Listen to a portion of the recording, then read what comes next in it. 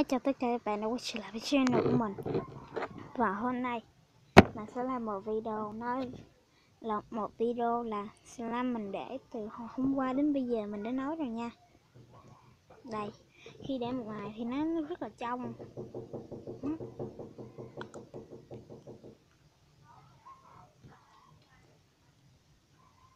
Nó rất là trong luôn á. Có kim tuyến này nè. Mình đừng đấu bỏ rồi ta. Nó có cái gì trong kim tuyến lắm. Mà sao trong điện thoại thì nó đậm nhỉ?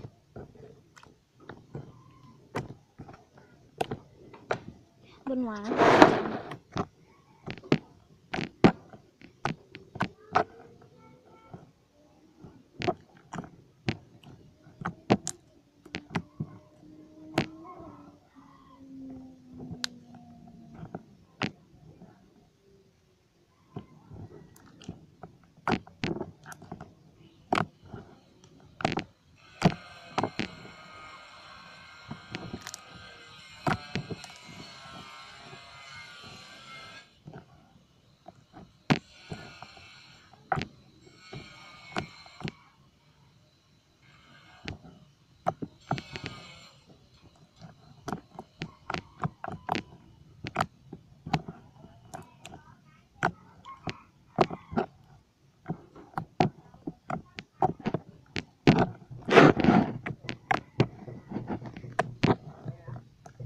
Biến này.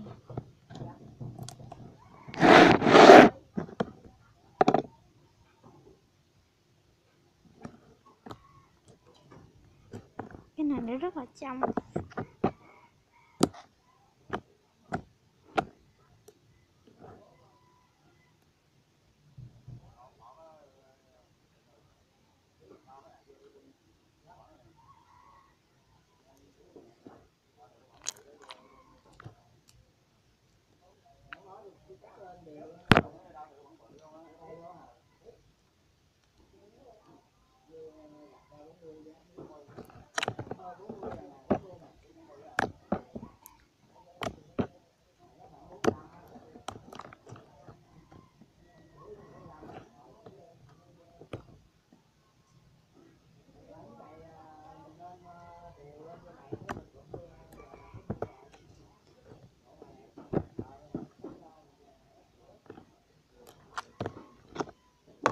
Nó cứ dính người tài. Lát mình sẽ cho thêm đồ làm đông vô.